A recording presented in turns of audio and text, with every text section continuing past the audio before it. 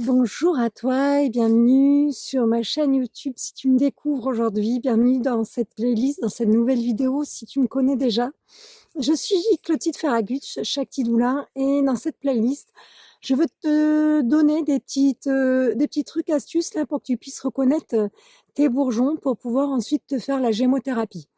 Le printemps arrive, ça va être la saison du débourrage des bourgeons et du coup la saison de la gémothérapie. Aujourd'hui, j'ai envie de te montrer un bourgeon, tu vas voir qu'il va pas être compliqué à reconnaître mais pourtant c'est un bourgeon qui est très intéressant à avoir et à faire chez toi, très facile à faire en gémothérapie, c'est le chêne.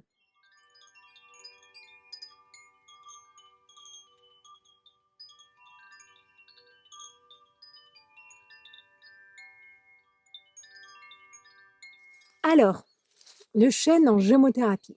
Le chêne en gémothérapie, c'est un bourgeon que tu vas venir préparer. Alors tu vas voir, moi c'est une gémothérapie que j'aime bien, moi personnellement. Parce que autant il y a certains arbres, le débourrage est très rapide et que ouh, il faut vraiment bien être organisé tout ça. Autant moi le chêne, moi en tout cas de manière habituelle, je sais que je peux prendre le temps. En fait, le chêne est très répandu chez nous en France, donc du coup, j'arrive toujours à trouver, si jamais j'en ai un qui est trop débourré, à trouver un petit coteau ailleurs qui est un peu plus nord et du coup, j'ai un chêne un peu moins débourré. Donc, c'est typiquement le genre de cueillette où euh, on trouve quand même le bon créneau, on a le temps d'avoir le bon créneau.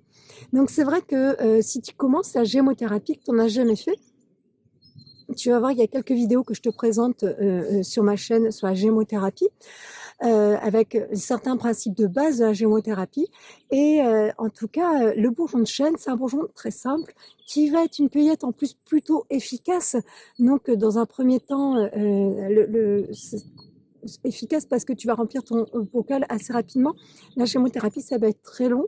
Alors, c'est vrai que moi, je vais avoir tendance à te dire, quand tu cueilles, tu prends ton temps. Que ça soit pour de la gémo, pour de la phyto, pour n'importe quoi, prends ton temps, sois en conscience. Et la gémothérapie, c'est vrai qu'elle apporte et elle demande à avoir vraiment cet espace de conscience, cet espace d'ouverture que tu vas avoir pour la plante. Pour moi, c'est important parce que la gémothérapie, tu viens accueillir le bourgeon qui est en train de pleinement récupérer son énergie pour exploser dans son espace de création. Il y a un espace de magie dans la gémothérapie quand tu t'accompagnes avec la gémothérapie dans ton bien-être et il y a un espace de profondeur cellulaire énorme. Alors là, comment tu vas reconnaître le bourgeon de chêne? Alors déjà, le bourgeon de chêne, le côté un peu plus simple que certains bourgeons, c'est que le chêne, lui, il perd ses feuilles, d'accord? Sauf le chêne vert, mais en tout cas, là, je te parle du chêne pubescent. Enfin, en tout cas, le chêne caduque. Donc, il va perdre ses feuilles à l'automne, mais la plupart des chênes, quand tu regardes, ils gardent toujours quelques petites feuilles pendant l'hiver. Donc, déjà, c'est assez facile. Quand tu vas faire ta petite reconnaissance pour aller chercher tes futurs bourgeons, parce que comme je te l'indique dans les autres vidéos de cette playlist, là, moi, le but, c'est que tu puisses reconnaître les plantes dont tu vas avoir besoin, que tu vas aller cueillir. Et bien sûr, pour les reconnaître, il faut que tu y ailles avant que ça débourre, parce que si tu es en pleine reconnaissance, quand ça débourre, bah, tu peux louper le coche, en fait. Donc là, tu reconnais, tu as envie de cueillir du noisetier, du chêne ou autre chose, tu cherches les plantes, tu essaies de les reconnaître là au bourgeon, au rameau, tout ça. Et puis quand ça va débourrer, tu sais que tu vas pouvoir cueillir ce qu'il faut. Et si jamais tu as un doute, bah, t'hésites pas, tu gardes ta gémothérapie et quand les feuilles sont épanouies, bah, tu compares en fait, tu vois si tu as bien cueilli la bonne essence. D'accord? Voilà. En tout cas, le chêne, donc, c'est pas une cueillette très compliquée. Pourquoi? Parce que comme je t'indiquais, il perd ses feuilles à l'automne, mais il en garde toujours un petit peu. Donc déjà, le chêne, tu vas pouvoir reconnaître par ses feuilles. Donc le chêne, c'est quand même un arbre assez commun. On connaît tous quand même la feuille de chêne, mais peut-être que si jamais tu es vraiment tout à fait novice en botanique et puis dans tes cueillettes, tout ça, il faut commencer par quelque chose. Donc c'est pas grave si tu connais pas le chêne. Je vais te présenter, tu vois, sa feuille. Tu sais, c'est la feuille qui est découpée, mais en arrondi. Alors attends, là j'en ai une beaucoup plus sympa, les grandes feuilles de chêne, tout ça. Donc tu vas trouver tes chênes, ils vont rester des feuilles comme ça, d'accord? Donc ça, c'est ton chêne, d'accord, tout simplement. Autre petit indice pour le chêne, si jamais tu as un doute, ben, c'est son écorce. Son écorce, elle est charnue, elle est épaisse, elle n'est pas lisse du tout. Et du coup, comme tu vois sur la photo, là, c'est vraiment un tronc qui va être amené à grossir. Un chêne, ça va vivre très très vieux, d'accord? Donc là, déjà, tu vas pouvoir te rendre compte que tu es en présence du chêne. Et tu vas voir que quand il va débourrer, ton chêne, généralement, ses feuilles qui sont restées quand même accrochées pendant l'hiver, elles vont tomber également, d'accord? Il ne va pas garder des feuilles mortes tout le temps, en fait, sur lui. Donc, autre petit indice, c'est vraiment, tu vas observer, c'est ces bourgeons. Le chêne, il va avoir des bourgeons bien dodus. C'est des bourgeons bien dodus et bien pointus. Donc, avec des écailles que tu vas vraiment pouvoir voir. Alors, ok. Donc, là, je te montre là et je vais te montrer donc sur la photo en plus près. Du coup, là, si tu vois, tu as le bourgeon, tu as tous les bourgeons de chêne là que tu vas regrouper entre eux. Et on voit vraiment ce système de petites écailles qui se chevauchent les unes sur les autres avec comme les petits poils bien duveteux qui ressortent un peu des écailles. Le chêne, il a vraiment ce petit côté d'écailles, clic, clic, clic, clic, clic, minuscules qui se chevauchent. Et ça, vraiment, ça fait partie des signes de reconnaissance pour le chêne, pour les bourgeons de chêne. D'accord? Donc là, moi, là, bien sûr, comme je te le dis sur les autres vidéos de gémothérapie, moi, je ne vais pas cueillir mon bourgeon maintenant, je suis mis en reconnaissance. Là, hop, j'ai du chêne ici, je vais le noter, moi, sur mon petit carnet, sur ma carte, j'ai du chêne et dans quelques semaines, je sais que quand je vais commencer à voir que ça débourre, je vais venir dans mon petit spot de cueillette cueillir mon bourgeon de chêne. Moi, par exemple, si j'ai tout ce rameau qui débourre, je ne vais pas cueillir tout le rameau de bourgeons qui ont débourré, d'accord? Je vais aller cueillir un bourgeon, puis je vais changer de rameau, je vais cueillir un autre bourgeon. J'essaye, alors c'est vrai qu'en gémothérapie, on va te dire qu'il faut cueillir dans la vraie matière médicale de la gémothérapie. On te dit de cueillir que les bourgeons apicaux. Les bourgeons apicaux, c'est le bourgeon, donc je te remonte sur la photo, c'est le bourgeon qui est à l'extrémité du rameau, d'accord? C'est celui qui fait pousser le rameau. Moi, honnêtement, par principe, j'essaye de ne pas cueillir les bourgeons fleurs, ça c'est clair, pour éviter, permettre à l'arbre de se reproduire, même si quand j'essaye de récupérer le totum de la plante, je vais en cueillir au moins un.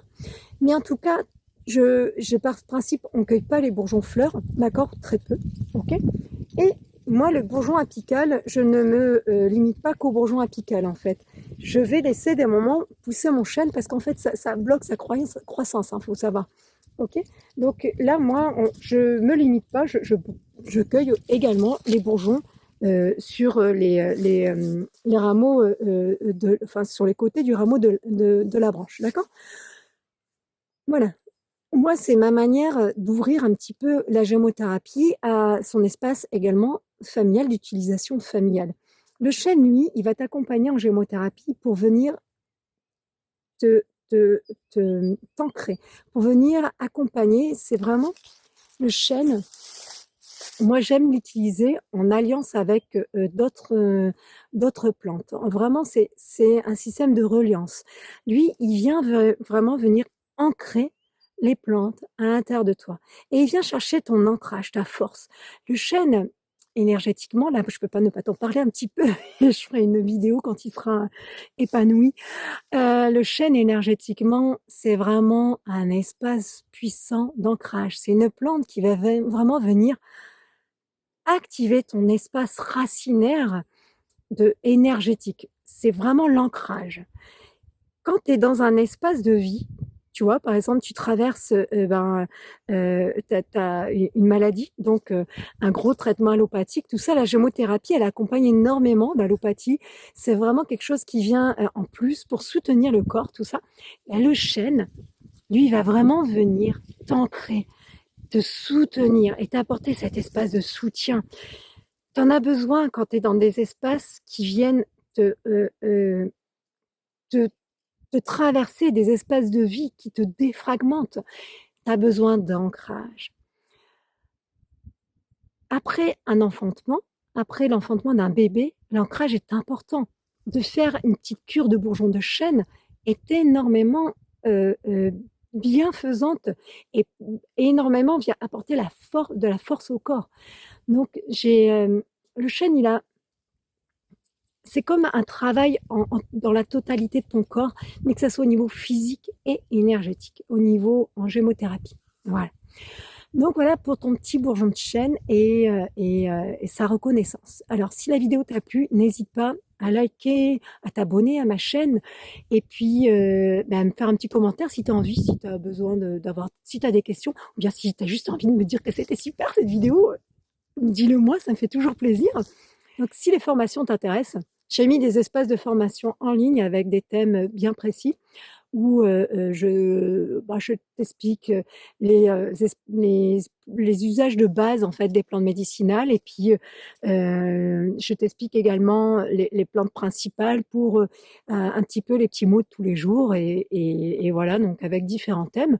Et je t'ouvre également des espaces de formation en visio où on peut se retrouver du coup à distance et tu n'as pas besoin de venir chez moi me voir en présentiel. Et si tu es dans le coin et que tu es dans l'autre et tu veux que tu es intéressé par mes formations, j'ouvre des dates en présentiel. Pour tout ça, moi je te conseille de me contacter par mail. C'est le plus simple. Moi, ça me permet de te mettre sur liste d'attente pour les formations, par exemple, distancielles ou en présentiel. Et surtout, c'est si tu es intéressé par différents modules, ça me permet de pouvoir te les envoyer, enfin t'envoyer l'information quand je les mets en ligne en direct, comme ça tu as l'information directement. Donc n'hésite pas à m'envoyer un petit mail si ça t'intéresse ou si tu as des questions. Je te remercie, je te souhaite une belle journée, je te remercie de ton écoute et je te dis à bientôt.